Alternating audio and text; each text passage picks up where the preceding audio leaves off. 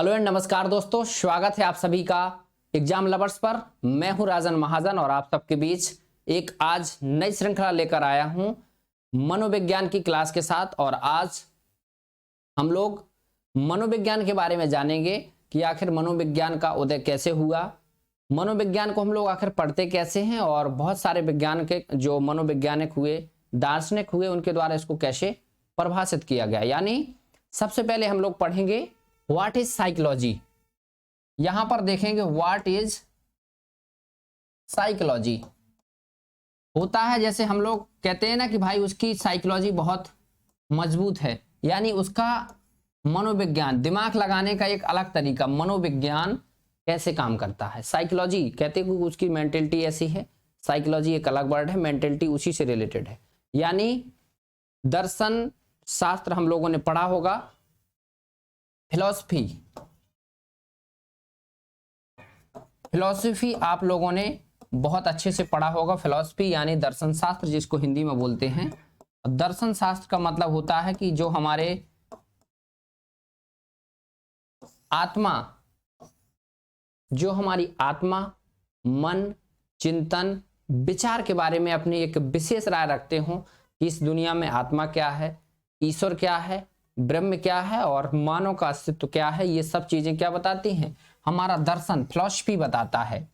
Philosophy में बहुत सारी चीजें आपने पढ़ी होंगी, बहुत सारे फिलोसफरों के नाम सुने होंगे आपने। नाम सुना होगा आपने अरस्तु, सुकरात, प्लेटो।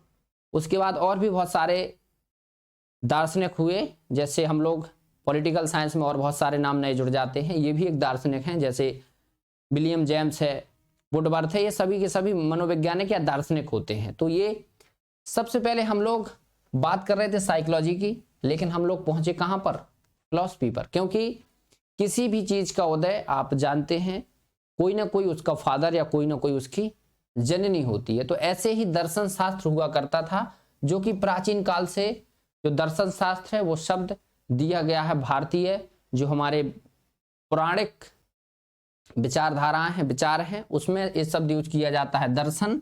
और वेस्टर्न कल्चर में, वेस्टर्न सिविलाइजेशन में ये जो शब्द यूज किया जाता है उसको बोलते हैं फिलॉसफी, यानी दर्शन। दर्शन का मतलब हम लोग आंखों से देखना, देखेंगे किसको, इस दुनिया में, इस प्रकृति में ब्रह्म क्या है, ईश्वर क्या है, आत्मा क्या है, और आत्मा से जुड़ा हमारा शरीर क्या है। ये सब क्या होता है, दर्शन। जो लोग दर्शन पढ़ते हैं वो लोग इस संसार के बारे में जानते हैं। बहुत सारे दर्शन हैं, जैसे आपने देखा उलूक दर्शन, कणाद ऋषि, गौतम ऋषि, आपने पढ़ा होगा वेदांत। तो वेदांत में आपके बहुत सारे दर्शन आते हैं। तो ये वही सब चीजें हैं। दर्शन आया, दार्शनिक हुए, विभिन्न प्रकार के दार्शनिकों द्वारा अपने अपने स्तर पर विचार रखे गए। उनमें से पहले आया आपका अरस्तु। आप लोग सोच रहे होंगे कि सर बात तो कर रहे थे फिलॉसफी की और पहुंच दर्शन में क्यों गए। तो दर्शन में पहुंचने के पीछे मेरा रीजन है कि दर्शन ही एक चीज है जो इसकी फिलॉसफी की क्या है, जननी है। याद रखिएगा, किसी ना किसी चीज से किसी ना किसी चीज का जन्म होता है, ये प्रकृति का नियम है। ऐसा नहीं है कि कुछ धरातल में कुछ था नहीं और एकाएक वो उपज जाएगा। कहीं ना कहीं उसको एक बेस मिलेगा, उसके आधार पर ही उसका जन्म होगा। तो ऐसे ही फिलॉसफी का जो रूप है, रिफाइन रूप है, वो पहुंचा साइकोलॉजी में, यानी मनोविज्ञान में।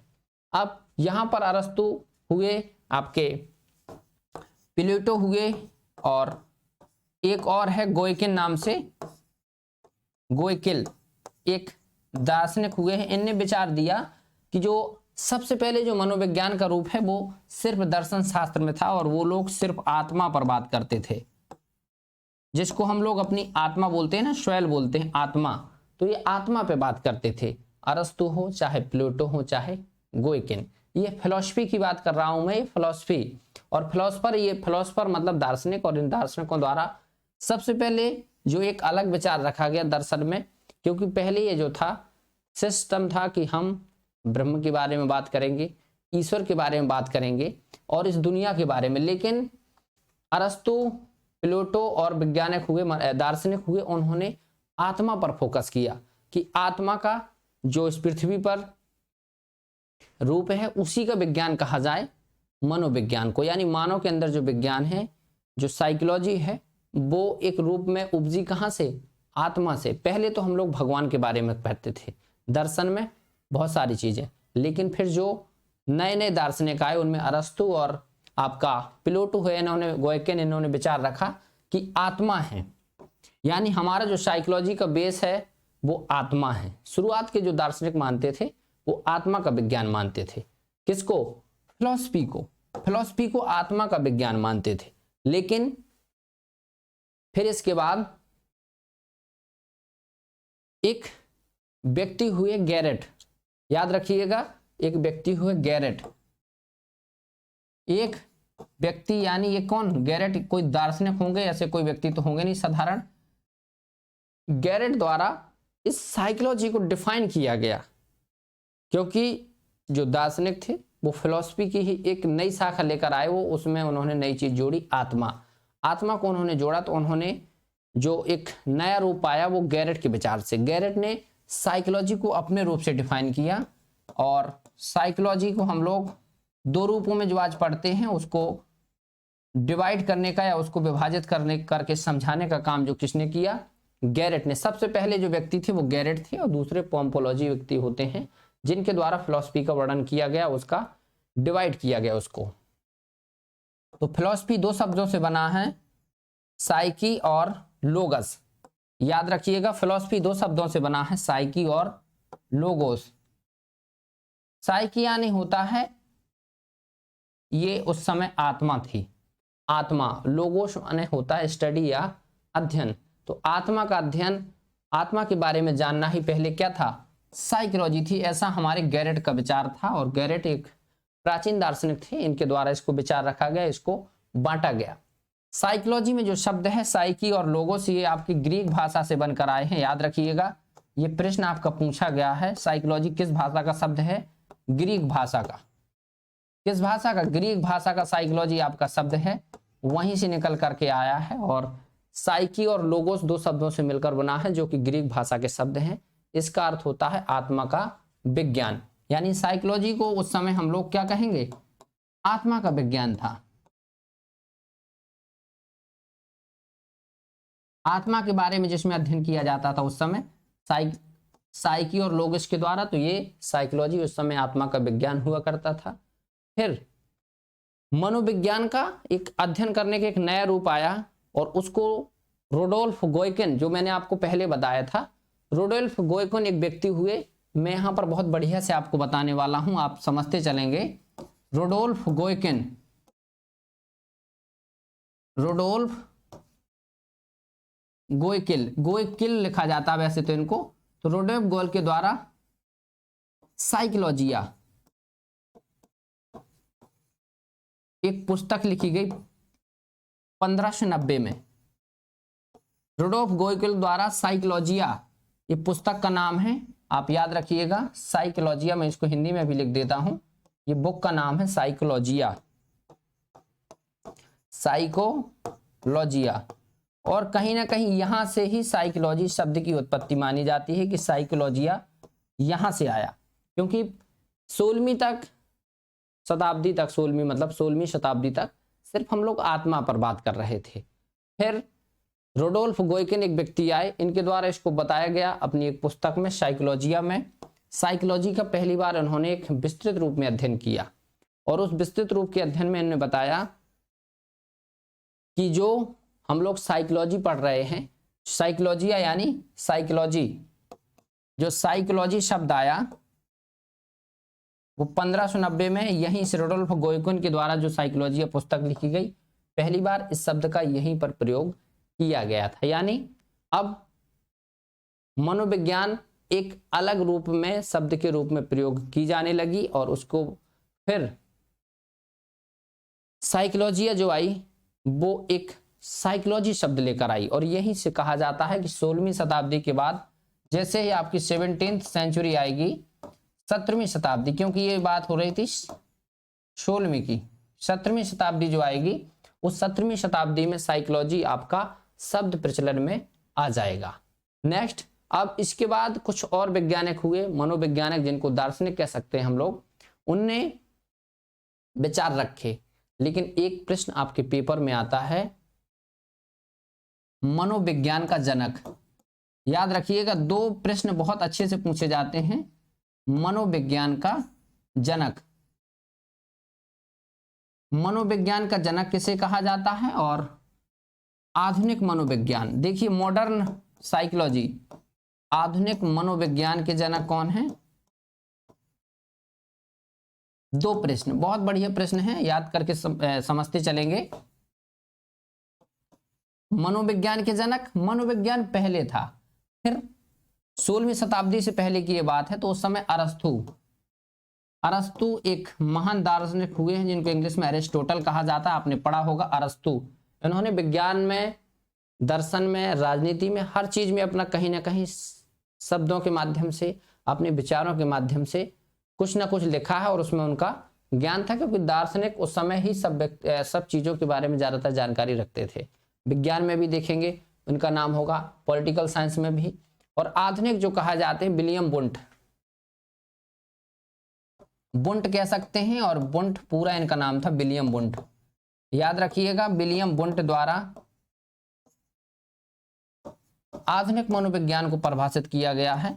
यहां पर ये पॉइंट याद करने लायक है दोनों, ये आप एग्जाम में बहुत देखते होंगे, छोटे छोटे एग्जाम में आपको मिल सकता है। आप याद रखिएगा, मनोविज्ञान का जनक किसको कहा जाता है, अरस्तु को, और आधुनिक मनोविज्ञान का जनक किसको कहा जाता है, विलियम वुंट को। बहुत बढ़िया है, यहां पर आप देख लीजिए, ये जो मैं लिख रहा हूं एकदम हैंड रिटन है, और ये कहीं से छपा हुआ नहीं है, ये अपने एक रिफाइंड बात है ना। पीपीटी से समझने में और इससे समझने में एकदम अलग अंतर होता है। ये मैं खुद लिख रहा हूं, आप समझते चलें, और मेरे साथ अपनी अपनी जानकारी जो है और ऐड भी कर सकते हैं आप। यहां तक आपको कोई दिक्कत या परेशानी नहीं होनी चाहिए। और आधुनिक मनोविज्ञान का जनक वुंट या विलियम वुंट जिनको कहा जाता है। मनोविज्ञान की जननी कौन स्थान है, याद रखिएगा, मनोविज्ञान की जननी किसको कहा जाता है, ये प्रश्न आया हुआ है। मनोविज्ञान की जननी, तो जननी जो है आपकी, वो देश कहा जाए तो वो जर्मनी है। जर्मनी में ही आपकी पहली बार विलियम वुंट द्वारा एक प्रयोगशाला खोली गई थी, उसको भी हम लोग पढ़ेंगे, विलियम वुंट। और मनोविज्ञान की जननी किसको कहा जाएगा, जर्मनी में इसका वो प्रयोग हुआ, तो आधुनिक मनोविज्ञान, सॉरी यहां पर लिखेंगे आधुनिक, है ना, मनोविज्ञान तो फिर अलग हो जाएगा, आधुनिक मनोविज्ञान ये अलग है। और यदि मदर ऑफ साइकोलॉजी कहा जाए, यहां पर मैं लिख देता हूं मदर ऑफ साइकोलॉजी, साइकोलॉजी, तो ये मदर ऑफ साइकोलॉजी आपका फिलॉसफी को कहा जाता है, दर्शन शास्त्र को। याद रखिएगा, ये बहुत अच्छे पॉइंट हैं, दर्शन शास्त्र यानी फिलॉसफी, क्योंकि फिलॉसफी से ही कहीं ना कहीं ये विचार अलग निकल के आए, अलग अलग दार्शनिकों ने अलग अलग रूप में इसको प्रस्तुत किया, और फिर अपना दर्शन शास्त्र का एक पार्ट के रूप में हमारा साइकोलॉजी आया। याद रखिएगा, यहाँ पर थोड़ा पेन चलाने में मुझे दिक्कत हो रही है, बट कोई बात नहीं, दिख रहा होगा आपको बढ़िया से। यहाँ पर फादर ऑफ साइकोलॉजी, दर्शन शास्त्र को, आधुनिक मनोविज्ञान की जननी देश के रूप में कहा जाए तो जर्मनी को माना जाता है, देश, है ना, देश के रूप में जर्मनी को, क्योंकि यहीं पर आधुनिक मनोविज्ञान की प्रयोगशाला स्थापित की गई, उसको भी हम लोग समझेंगे। फिर आगे देखिए, ये जो बात थी आपकी वो फैक्ट थी। अब यहां पर देखेंगे, पहले हम लोगों ने समझा आत्मा के बारे में, आत्मा में अरस्तु लोग आए हमारे। अब आत्मा से हम लोग नीचे आएंगे चिंतन पर। आत्मा से दूसरा रूप आया, ये रिफाइन होता जा रहा। पहले हम लोग आत्मा पे सेंट्राइज थे, फिर हमारा, सॉरी चिंतन नहीं, मन पर आएगा। यहां पर आप देखेंगे थोड़ा सा 1 मिनट देखेंगे, चिंतन हमारा जो है कहाँ आएगा, चिंतन आएगा। यहां पर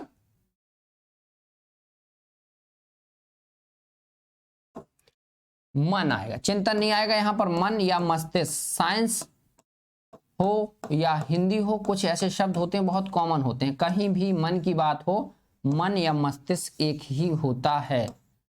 साइंस में आपका अलग अलग रूप होता है, लेकिन साइकोलॉजी में हम लोग पढ़ते हैं या फिलॉसफी में पढ़ते हैं, तो आत्मा के बाद मन या मस्तिष्क की बात की गई।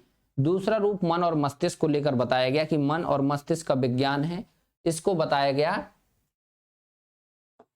मन या मस्तिष्क का विज्ञान, इसको पोम्पोलॉजी ने परिभाषित किया। पोम्पोलॉजी, एक व्यक्ति थे पोम्पोलॉजी। अब ये तो कोई विज्ञान की शाखा भी हो सकती है, लेकिन इसको आप याद रखिए, व्यक्ति का नाम है पोम्पोलॉजी। इन्होंने कहा कि जो हमारा मनोविज्ञान है वो व्यक्ति की आत्मा का नहीं, मन का विज्ञान है। मन का अध्ययन करता है, मन के बारे में जानने का प्रयास करता है कि हम मन में क्या सोच रहे हैं, हमारे मस्तिष्क में क्या विचार चल रहे हैं। मन में, यानी मन क्या है, मस्तिष्क ही हमारा मन है। मस्तिष्क में जो सोचा गया वही हमारा मन है, कुछ अलग नहीं होता। मन और मस्तिष्क एक ही चीज है। फिर इसके बाद जो पोम्पोलॉजी थे आपके इटली के दार्शनिक थे, याद रखिएगा, इटली आपका क्या है, इटली। पोम्पोलॉजी ने भी साइकोलॉजी को अपने रूप में बांटा और उन्होंने इसको सिर्फ 2 रूपों में बताया। यहां पर थोड़ा सा मैं पेन का साइज बड़ा कर लेता हूं, थोड़ा सा बस। यहां पर साइकोलॉजी को पोम्पोलॉजी ने भी 2 भागों में बांटा, लेकिन पोम्पोलॉजी ने जो साइकोलॉजी को 2 भागों में बांटा, उन्होंने साइकी और लोगस, है ना, साइकी और लोगस, PSYCHE, इसको साइकी बोलते हैं। हिंदी और इंग्लिश में दोनों में लिख दे रहा हूं, साइकी, और इसको बोला जाता है लोगोस, लोगस, लोगस। यानी इसमें साइकी का अध्ययन आत्मा के रूप में नहीं, इसको मन के रूप में कहा गया, मन। और ये क्या हो गया, लोगस यानी विज्ञान या अध्ययन, ये दोनों चीजें। यानी पोम्पोलॉजी ने इसको मन का विज्ञान कह दिया। यहां पर मन का विज्ञान पोम्पोलॉजी ने इसको बता दिया। और आगे हम लोग अभी तक आत्मा का विज्ञान पढ़ रहे थे, आत्मा के बारे में, कि यानी हमारे साइकोलॉजी में मन का अध्ययन करेंगे हम लोग। पोम्पोलॉजी ने बताया कि हम लोग आत्मा का, उन्होंने खंडन करते हुए बताया कि हम आत्मा नहीं, आत्मा तो कोई विशेष रूप ही नहीं होता है, हमारा मस्तिष्क होता है, हम उसका अध्ययन करते हैं। इसलिए उन्होंने, पोम्पोलॉजी ने और गैरेट ने, दोनों सेम दिया है, बस उनका विचार बदला है। यहां पर मन, गैरेट ने आत्मा बताया था और पोम्पोलॉजी ने आपका क्या बताया, मन। यहां पर आई हो आप लोग देख पा रहे होंगे, हमने दर्शन पढ़ा, और दर्शन में 5 ज्ञानेंद्रियां होती हैं, 5 ज्ञानेंद्रियां होती हैं। और 5 ज्ञानेंद्रियां आप जानते हैं, आपके आंख, नाक, क्या होता है, आंख, नाक, कान, जीभ और त्वचा, 5 ज्ञानेंद्रियां होती हैं। और इसी 5 ज्ञानेंद्रियों के बारे में दर्शन में अध्ययन किया जाता था। और इसी 5 ज्ञानेंद्रियों में से आगे निकल कर आया दर्शन, और दर्शन से रिफाइन होते होते आपका आ जाता है एक उसकी शाखा टूट करके मनोविज्ञान के रूप में। और जो 5 ज्ञानेंद्रियां हैं वो पोम्पोलॉजी बताते हैं कि ये मस्तिष्क का अध्ययन करते हैं, मन का अध्ययन करती हैं। 5 जो ज्ञानेंद्रियां होती हैं वो मस्तिष्क का अध्ययन करती हैं, मस्तिष्क का ज्ञान लाती हैं, यानी मस्तिष्क से ही कंट्रोल होती हैं। आप बात कर रहे हैं मुझसे, कहीं ना कहीं मेरा दिमाग सोच पा रहा है, वही मैं बोल रहा हूं। मैं हाथ जो ऊपर नीचे कर रहा हूं, ये हाथ कैसे हो रहे हैं, ये हमारा माइंड इसको अपने हिसाब से मैनेज कर रहा है। कब कैसे हाथ करना है वो माइंड कर रहा है। इसलिए मन को इन्होंने बताया, इन 5 ज्ञानेंद्रियों को मन के द्वारा हम लोग कंट्रोल कर सकते हैं, और मन के द्वारा ही हम इसको जोड़े रहते हैं। आगे फिर उन्होंने एक चीज और जोड़ी इसमें, फिर इसको अध्ययन कर लिया, फिर उन्होंने अपने हिसाब से, मन के हिसाब से बांटा कि मन का विज्ञान। फिर आगे हम लोगों ने इसमें एक नई चीज जोड़ी, जो तीसरा स्टेप आता है इसमें, चेतना। चेतना आपने पढ़ी होगी, चेतना ये भी एक माइंड का स्तर होता है, दिमाग का, कि हमारे दिमाग के अंदर क्या चल रहा है, हमारी चेतना क्या है, ये चेतना है। और चेतना मतलब कॉन्शियस और अनकॉन्शियस। तो कॉन्शियस माइंड होता है, उसको चेतना बोलते हैं, चेतना। और इस चेतना का अध्ययन, यानी कॉन्शियस माइंड का, ये तीसरा स्टेप है। दूसरा स्टेप हमारा क्या था, मन का, पहला आत्मा, दूसरा मन, और तीसरा चेतना। यानी अब मनोविज्ञान अपना आत्मा से मन तरफ शिफ्ट हुआ, मन से कुछ वैज्ञानिक उससे असहमत हुए, तो उन्होंने कहा मन नहीं, ये चेतना की बात है, चेतना। और चेतना का विज्ञान सबसे पहले विलियम वुंट ने कहा, जो कि मैंने आपको बताया। चेतना, विलियम वुंट, याद रखिएगा, चेतना के बारे में जो बात की सबसे पहले विलियम वुंट ने। और विलियम वुंट ही वो व्यक्ति थे जिनके द्वारा पहली प्रयोगशाला खोली गई थी, इसको मैंने आपको बताया है। और विलियम जेम्स, दो व्यक्ति थे जिनके द्वारा चेतना की बात की गई, विलियम वुंट और विलियम जेम्स। विलियम जेम्स आपके अमेरिका के थे और विलियम वुंट आपके जर्मनी के। याद रखिएगा जो शब्द हैं ये जानकारी है, आप छोटे छोटे फैक्ट हैं उसको याद करते चलिए, मैं आपको बहुत बढ़िया से बताऊंगा। और आगे अभी हम लोग इसकी थोड़ा सा हिस्ट्री पढ़ रहे हैं, मनोविज्ञान क्या है, ये मनोविज्ञान के बारे में ही बता रहे हैं हम लोग। ये ना समझे कि मनोविज्ञान क्या है लिख दिया और आखिर है क्या, ये वही है कि मतलब कैसे आया, फिर बाद में हम लोग इस मनोविज्ञान को कैसे परिभाषित करेंगे। और इसी चेतना को हम लोग संवेदना भी कह सकते हैं। संवेदना या चेतना एक ही चीज है। संवेदना कहाँ होगी, हमारे माइंड में, दिमाग में, और संवेदना या चेतना एक ही चीज है, जो कि विलियम वुंट और विलियम जेम्स इसका समर्थन करते हैं और बताते हैं कि जो मनोविज्ञान है वो मन का नहीं चेतना का अध्ययन करता है, चेतना का विज्ञान है। यहां पर थोड़ा सा हम लोग जान लें कि जो प्रथम प्रयोगशाला हमारी हुई, मनोविज्ञान की प्रथम प्रयोगशाला, मनोविज्ञान की प्रथम प्रयोगशाला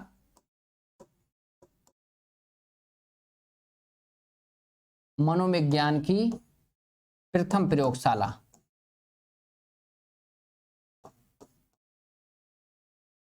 याद रखिएगा ये बहुत अच्छा फैक्ट है। मनोविज्ञान की प्रथम प्रयोगशाला आपकी लिपजिंग, पूरा सीधे से छोटा पा होता है, लिपजिंग शहर होगा आपका, लिपजिंग शहर जर्मनी। लिपजिंग शहर जर्मनी में पहली प्रयोगशाला खोलेगी 1789 में विलियम वुंट द्वारा। याद रखिएगा 1789 विलियम वुंट द्वारा ये आपकी पहली प्रयोगशाला खोली गई। सॉरी 1700 नहीं 1879, 1789 नहीं 1879। एक मिनट इसको करेक्ट करेंगे हम लोग।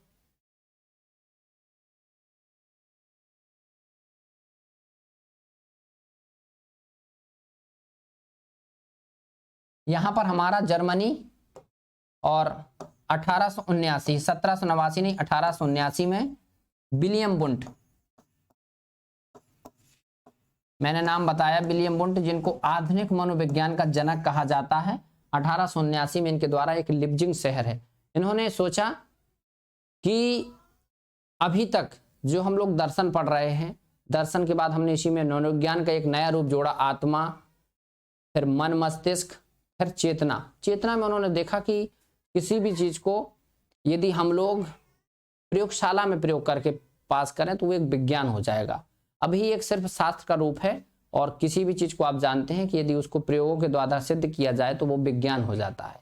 इसलिए कहा जाता है कि मनोविज्ञान आपका एक विज्ञान है।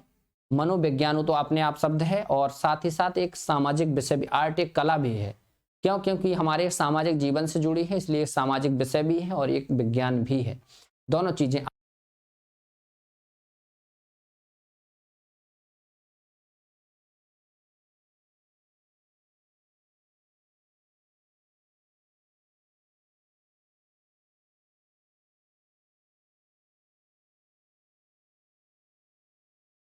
जो लिपजिंग शहर है आपका, यहां पर जर्मनी में पड़ता है। विलियम वुंट द्वारा प्रथम प्रयोगशाला की स्थापना की गई। और आज जो लिपजिंग विश्वविद्यालय है, देखिए लिपजिंग विश्वविद्यालय में ही इसकी प्रयोगशाला थी और वहीं पर इसी नाम से शहर था उस समय, लिपजिंग विश्वविद्यालय।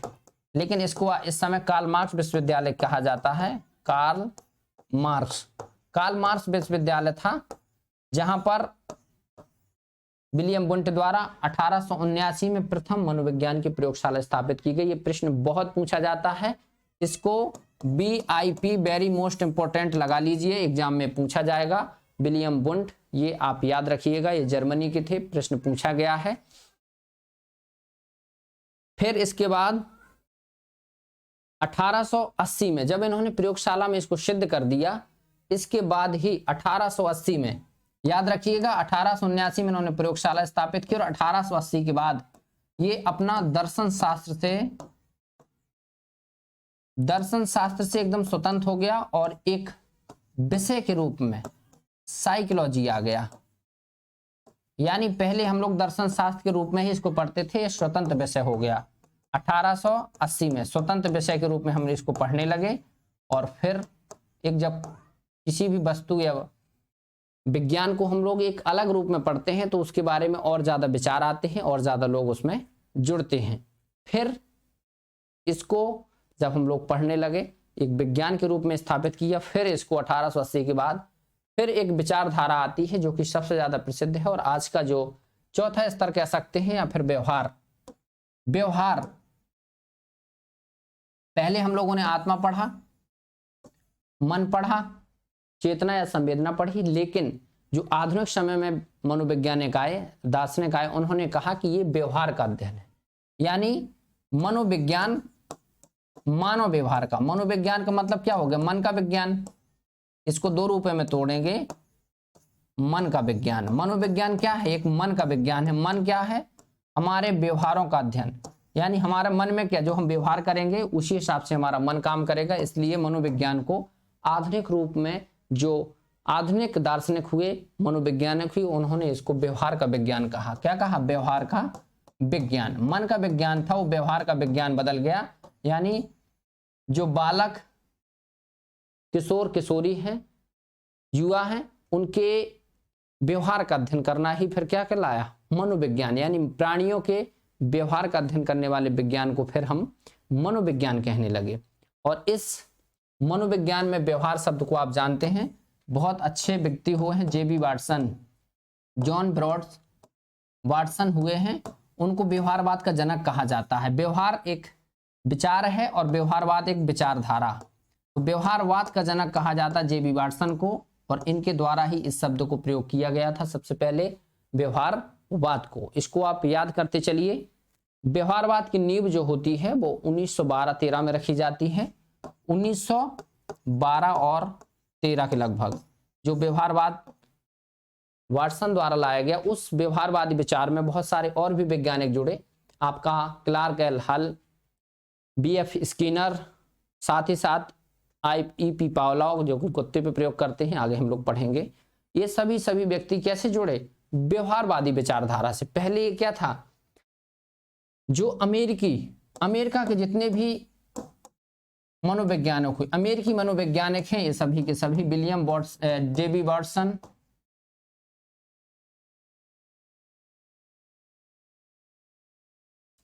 एक मिनट, अमेरिकी मनोवैज्ञानिक है ना, यहां पर हम लोग देखते हैं अमेरिकी मनोवैज्ञानिक। और अमेरिकी मनोवैज्ञानिक अपने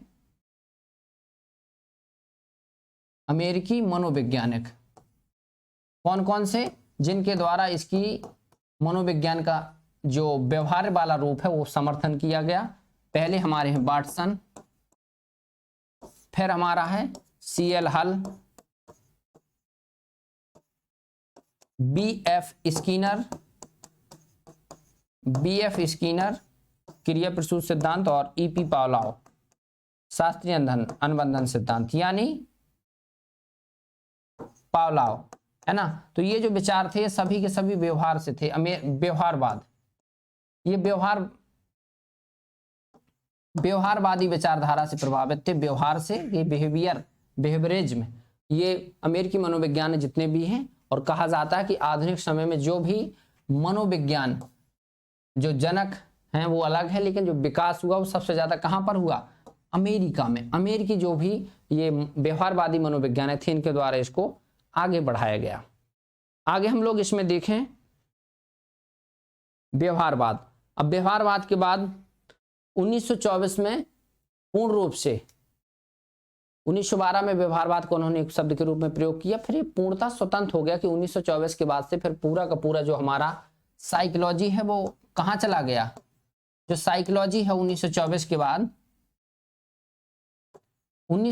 के बाद स्वतंत्र रूप से व्यवहार के रूप में हम लोग मानने लगे। पहले व्यवहारवाद की समर्थन में आए, लेकिन 1924 के बाद फिर पूरा साइकोलॉजी व्यवहारवाद पर शिफ्ट हो गया। और आज भी हम लोग जो भी चीजें पढ़ते हैं वो बालक प्राणी के व्यवहारों के अध्ययन के लिए ही पढ़ते हैं। और सबसे पहले व्यवहार शब्द का जो प्रयोग किया था, याद रखिएगा, व्यवहार अलग बात है, लेकिन व्यवहार शब्द का प्रयोग विलियम मैकडूगल एक व्यक्ति थे, विलियम मैकडूगल, इनके द्वारा एक बुक लिखी गई थी आउटलाइन ऑफ साइकोलॉजी। याद आ गया? Outline of psychology, outline of psychology, इनके द्वारा एक पुस्तक लिखी गई थी विलियम मैकडूगल के द्वारा, आउटलाइन ऑफ साइकोलॉजी, और इन्हीं के द्वारा ही सर्वप्रथम व्यवहार शब्द का प्रयोग किया गया। याद रखिएगा, सर्वप्रथम व्यवहार शब्द का प्रयोग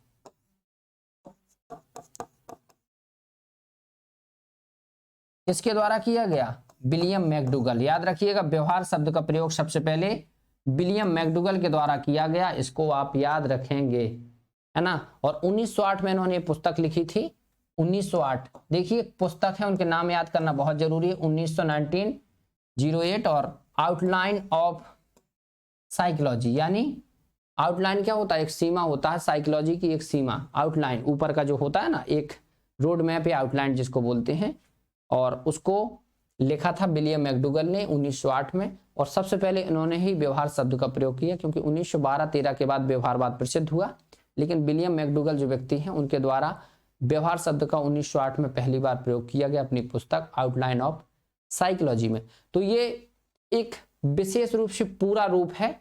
यहां पर आप देखें, मैंने आपको यहां से चर्चा की थी। सबसे पहले मैं आपको एक बार बता दूं हमने कहां से चर्चा की थी।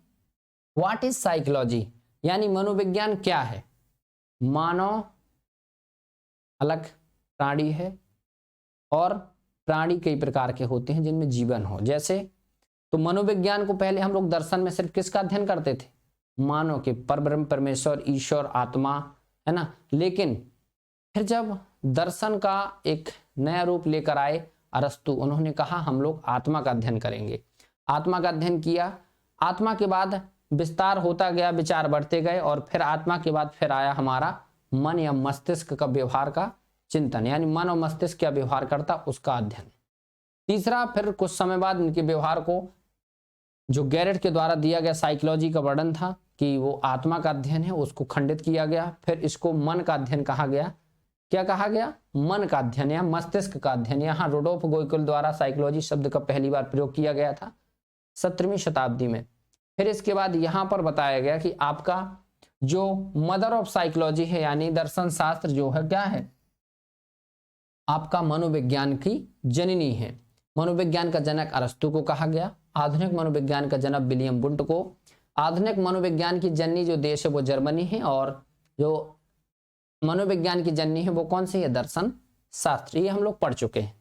आगे हम लोग देखें, यहां पर हम लोगों ने देखा कि फिर दूसरा रूप आया आत्मा, आत्मा के बाद आया मन, और तीसरा यहां पर हमारा आ गया था चेतना। 3 स्टेप। और इस चेतना के बाद फिर अंतिम में आज हम लोग जिसका अध्ययन करते हैं वो है बिहेवियर, यानी व्यवहार। यानी आत्मा से लेकर मन, मन से चेतना, और चेतना से लेकर व्यवहार तक, इस अवस्थाओं से गुजरता हुआ हमारा मनोविज्ञान। साइकोलॉजी कई अवस्थाओं से गुजरा, और अंत में अब हम लोग आत्मा से निकल करके मानव व्यवहार, प्राणियों के व्यवहार पर शिफ्ट हो गए। आगे देखें हम लोग, हमने देखा साइकोलॉजी को, फिर एक व्यक्ति आए पोम्पोलॉजी, जिनके द्वारा बताया गया कि हमारी जो 5 ज्ञानेंद्रियां होती हैं, उन ज्ञानेंद्रियों में हमारा मन होता है, जो उसी के साथ हम लोग मन का अध्ययन करते हैं साइकोलॉजी में। यानी पहले हम लोग आत्मा, फिर मन पर शिफ्ट हो गए, यानी मन पर विचार चला गया, और मन के बाद फिर हम लोग आए चेतना पर, जिसको विलियम वुंट ने पहली बार बताया। इनने इसको वैज्ञानिक रूप देने के लिए एक प्रयोगशाला की स्थापना की जर्मनी में, लिप्जिंग शहर में। और विलियम वुंट को इसलिए आधुनिक मनोविज्ञान का जनक कहा जाता है। इनने लिप्जिंग शहर में, जर्मनी में स्थापना की 1879 में, और आज लिप्जिंग विश्वविद्यालय जो है वो कार्ल मार्क्स विश्वविद्यालय के नाम से जाना जाता है। आगे हम लोग देखें, इसके बाद फिर आया एक नया विचार 1880 में। दर्शन शास्त्र एकदम जो शाखा थी उससे साइकोलॉजी एकदम अलग हो गया। यानी पहले हम लोग 1880 तक दर्शन शास्त्र को पढ़ते रहे, लेकिन दर्शन शास्त्र से साइकोलॉजी एकदम स्वतंत्र हो गई 1880 के बाद, क्योंकि 1879 में प्रयोगशाला हो गई वुंट की, और उस प्रयोगशाला में इसको निर्धारित किया जाने लगा। तो दर्शन शास्त्र एक कला का विषय है, और मनोविज्ञान को उन्होंने एक विज्ञान का रूप दे दिया, यानी साइकोलॉजी को विज्ञान का रूप दिया, और प्रयोगशाला में प्रयोग करने के बाद इसको एकदम स्वतंत्र विषय के रूप में पढ़ने लगे। आगे फिर इसके बाद व्यवहारवादी विचारक आए, और व्यवहारवादी विचारकों ने मनोविज्ञान की जो भाषा थी वो मन का विज्ञान समझा, और मन के विज्ञान में कहा कि मानव या प्राणियों, मानव ना कहकर प्राणियों के व्यवहार, प्राणियों में हम लोग मानव का, जंतु का, जीव का और पक्षियों का। हम लोगों ने देखा होगा मनोविज्ञान में कभी कुत्ते पे प्रयोग किया जाता है, कभी कबूतर पे, कभी स्वयं मानव पर। तो ये क्या है? प्राणियों का अध्ययन, प्राणी जिनमें जीवन है उनका अध्ययन किया जाता है, उनके व्यवहारों का अध्ययन, और वही है आपका मनोविज्ञान। जे बी वाटसन ने सबसे पहले व्यवहारवाद शब्द का प्रयोग किया 1912-13 में, और सबसे पहले व्यवहार शब्द का जो रूप आया 1908 में आउटलाइन ऑफ साइकोलॉजी में विलियम मैकडूगल के द्वारा। यहां पर देखें, और उसके बाद फाइनली हम लोग अमेरिकी जो मनोवैज्ञानिक है वो व्यवहारवाद पर बहुत फोकस करते हैं। वो मानव के व्यवहार का अध्ययन करने के लिए मनोविज्ञान को विकसित करते हैं, और आज जो मनोविज्ञान है वो व्यवहार के रूप में ही हम लोग पढ़ते हैं। ये यहां तक हम लोग पढ़ चुके हैं। आगे हम लोग देखें, अब हमको देखना है कि देखिए आत्मा एक स्टेप आगे बढ़ी, आत्मा से आया मन, और मन से आगे मनोवैज्ञानिक बढ़े हमारे चेतना पर। किस पर? चेतना पर।